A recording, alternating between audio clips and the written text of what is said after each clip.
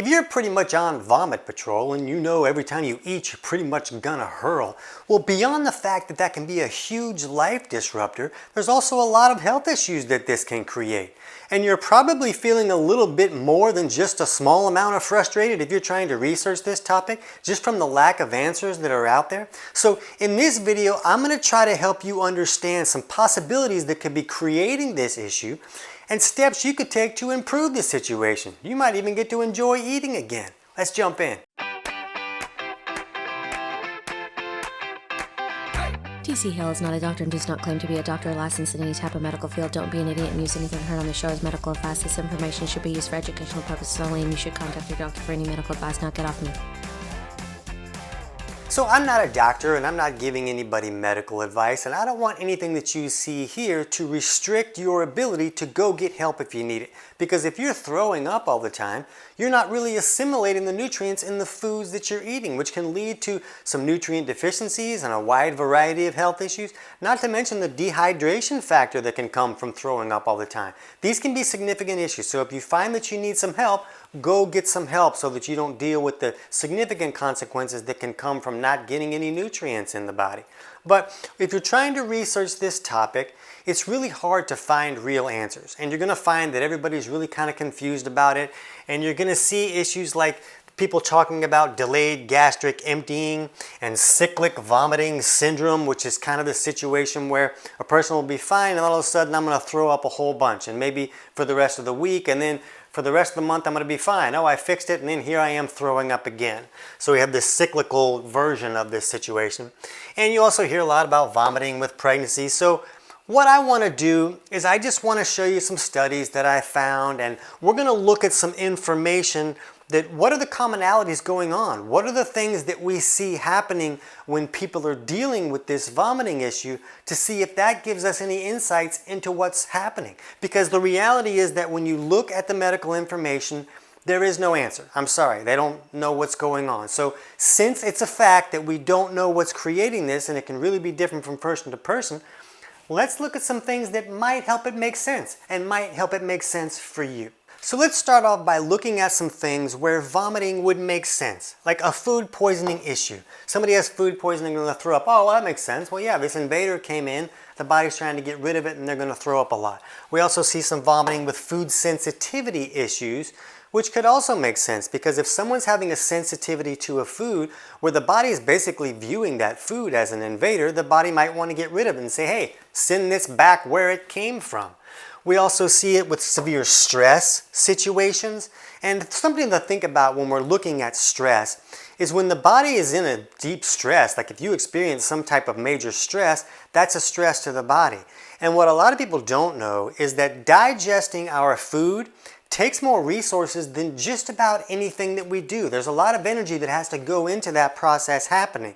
So if the body feels like, oh, I'm in this an emergency where it's a life or death situation, I need to put all of my resources towards survival. So I can't really deal with trying to digest foods right now. I can't put resources there. I need to survive. So let's send this stuff back where it came so we don't have to digest right now. We can worry about that kind of stuff later. So a significant stress issue really could create this. And the body doesn't know that you're stressed because your boss is a jerk, or you're stuck in traffic, or just work is a stressful time right now. It views that stress as you're being chased by a lion. This is an emergency. We need to change how the body's operating so that we can survive this emergency. So this is something common to see. We also see it with like a bacterial overgrowth in the stomach or the digestive tract. That's common to see, nausea and vomiting. We hear about it with reflux and GERD, and we hear about it a lot with pregnancy. And somebody's like, oh, she's pregnant. Yeah, she's throwing up. That's just how it goes. Pregnancy equals throwing up. Sorry about your luck. So let's look at these things and try to understand why these can lead to vomiting. So something we need to understand is that when we eat food, our stomach should make hydrochloric acid, or HCl. And this stomach acid is made to help us acidify that food so that we can break it down properly and get all the nutrients out of that food. And then once that food is properly acidified, it leaves here and goes down into the duodenum, and that triggers this gallbladder to squirt this alkaline bile down to help us neutralize those acids. And it's the acidic product leaving the stomach, meeting that alkaline bile, those opposite pHs colliding, that creates this sizzle that really helps us bust the food apart and get all the nutrients out of that food. And the other thing this bile does is it helps us emulsify or break down dietary fats. And we need to break those dietary fats down so the body can utilize them and so the body can access fat-soluble vitamins like A, E, D, and K. Those are important. So the problem here is that it's very common today for someone not to be making enough stomach acid. And if they're not making enough stomach acid, they're not acidifying that food, and they don't have the ability to break that food down and get all the nutrients out of that food. So what happens here is that if there's no stomach acid there, and a person can not be making enough stomach acid for a wide variety of reasons. They don't need to be taking a medication like a reflux medication that turns off stomach acid. There's a lot of reasons that a person would not be making enough stomach acid. But if there's not enough stomach acid there, that food doesn't get acidified, so it has to break down by process of rotting and fermenting. Well, if you put a bunch of meat and vegetables and food in a garbage can and just stuck it there and came back a week later and took the lid off and stuck your head in, well, it's not going to be super pleasant. All that rotting and fermenting, it creates all these chemical reactions and gases and junk, and it's really gross when you stick your head in there. Well, that's also going on in your stomach when you can't acidify your food properly.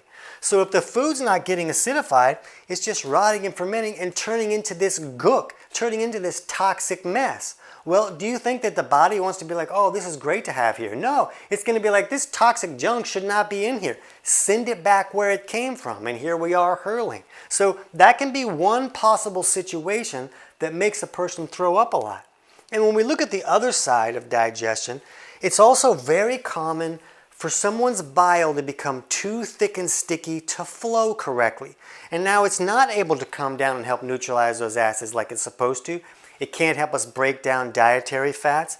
And the really big deal is that a lot of people understand that the liver's job is to filter toxins out of the body, so we don't have all this toxic junk in the body.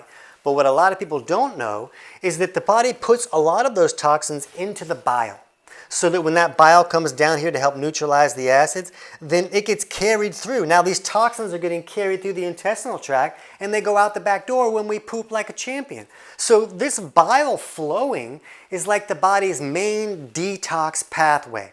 So there's a variety of issues that can come about when this bile isn't flowing. Not only can you not emulsify your fats correctly, and now these fats can become rancid and become a problem that the body has to try and figure out how to get rid of, but you're also not detoxing correctly. Now you got all this junk in the body that the body doesn't know how to get rid of, and the whole system is becoming toxic.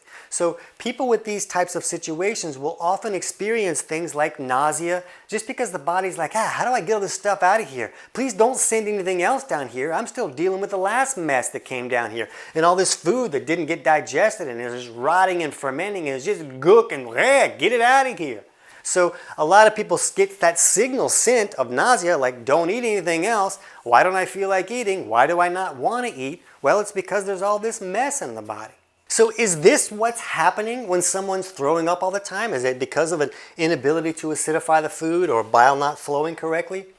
I don't know. But would it make sense? Yeah, that would kind of make sense. And when we look at some of these other things that we talked about earlier, delayed gastric emptying. Well, why would the stomach take so long to empty? Why isn't it emptying on time like it should?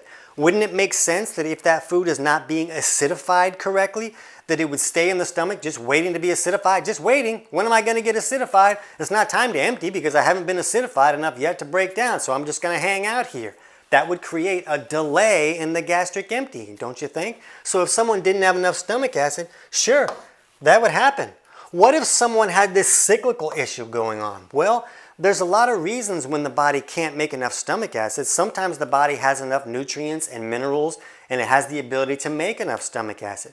What if the person was dealing with some type of stress issue where a lot of these resources would be used in other areas, and now the person doesn't have enough to make that stomach acid stuff and they go through this cycle of vomiting? Is that what's happening with this cyclical thing? I don't know. Would that make sense? Yeah, that would make a little bit of sense. And when we look at this stuff like acid reflux, well, we know that acid reflux is caused by not having enough stomach acid. It's not caused by too much stomach acid like advertisers want us to believe. There's this valve at the bottom of the esophagus called a lower esophageal sphincter. And it opens so food can come in. And then once this food is acidified, that acidification signals that LES valve to close. So then that acid doesn't come back up and burn us. But if there's not enough acid there, that's not going to signal that LES to close. And maybe the person just has a small amount of acid, and now that small amount of acid is coming back up and burning them, and they're like, oh man, I got too much acid. But the reality is they didn't have enough acid to trigger that valve to close. When we look at these things like bacterial overgrowth, well, we see a lot of correlations between, oh yeah, H. pylori can create this nausea and vomiting, especially when it is accompanied with the pregnancy issues. And H. pylori is a bacteria that exists in the stomach, and when there's an overgrowth, there's a lot of that bacteria in there. And it can restrict your body's ability to create stomach acid. And also the waste product from a lot of this bacteria can be alkaline, try to set up that environment to help them thrive even more. And if that alkaline stomach is now even more alkaline because the waste from this bacteria, they're going to have an even harder time acidifying that food and breaking it down. And that's going to be an even bigger problem.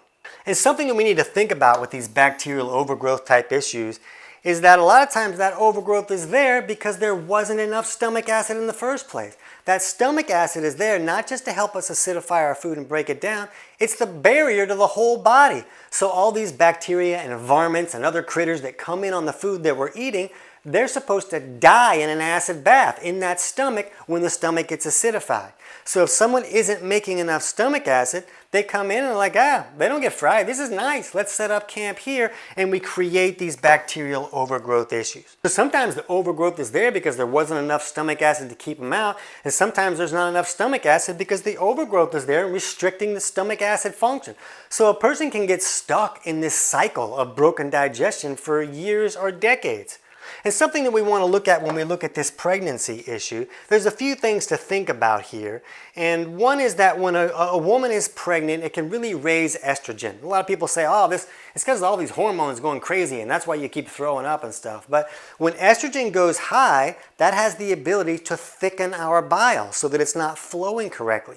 And remember, if that bile is not flowing, you're not emulsifying and breaking down dietary fats, but you're also not detoxing correctly, which is really has the ability to increase that nausea problem. Another thing that the body seems to do is that when there aren't enough resources available, sometimes the body will be like, yeah, don't give me food, or I'm going to send this food back where it came because I don't have the resources needed to help break it down correctly. And when a woman is pregnant, a lot of those resources are going towards building this whole other human. It takes a lot of resources to build a human. So when a lot of those resources are going towards building this other human, there might not be enough to help that digestive process function correctly. So when you're looking at these things, we kind of understand, well, there's a variety of issues that have the ability to create this nausea and vomiting issue. So why can't those issues be happening to a person maybe on a lower level? Maybe it's not a level enough to say, oh, you're pregnant, but a person certainly could have high estrogen levels for other reasons. A person could have their bile becoming too thick and sticky for a wide variety of other issues and not flowing correctly. But if they're not digesting their food, they're not getting all the resources out of that food. And resources in the body will go low, and then the body might not want to do that whole digestion thing. It's very common for someone to have an overgrowth in the stomach and not really know it. Maybe they're just bloated and they're like, all my friends are bloated. That's pretty normal. But they don't even understand that it's coming from a problem within inside the body. Maybe there's some other type of infection that's gone undiagnosed that's causing a lot of stress to the body. So the body's very stressed dealing with this problem that you might not even know is happening. So when we're looking at the malfunctions that can create this nausea and vomiting issue, we first need to understand, am I dealing with low stomach acid? Is my stomach acidifying food the way that it should?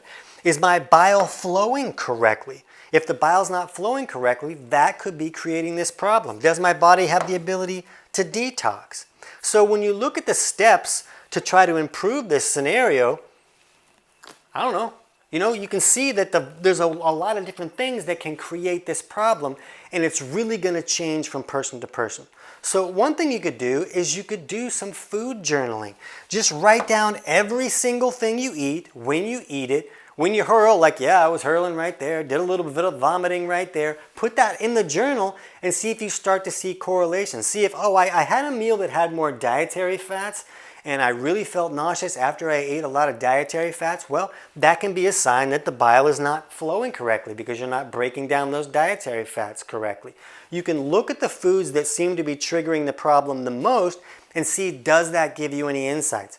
For a lot of people we hear from, it's like, yeah, anything I eat, I'm going to hurl. It doesn't really matter. So that you're not going to get as many insights with that, but that is still a piece of information. And the next thing that you want to do as far as a step goes, fix any digestive malfunctions or any type of digestive overgrowth issues.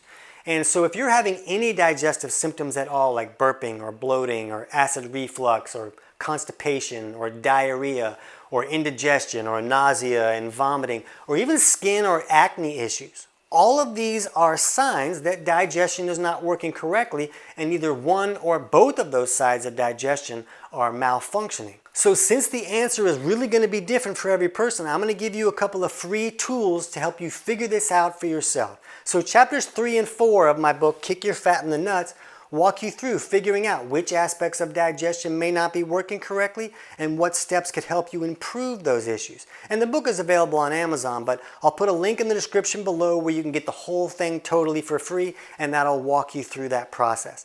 And we also have a totally free digestion course that walks you through those same steps. Maybe some people learn better through videos and watching a course type thing, and some people learn better by reading. So I'm going to put both links below. They're both totally free. The most important thing is that you do the work to figure out your own answers. You're not going to find a remedy for vomiting because you can see the wide variety of issues that can cause the issue. How is one remedy ever going to work for everybody? It's never going to happen.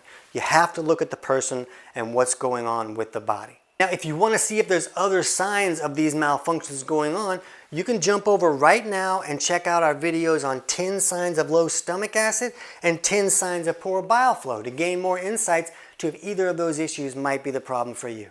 I can't wait to hear about your results.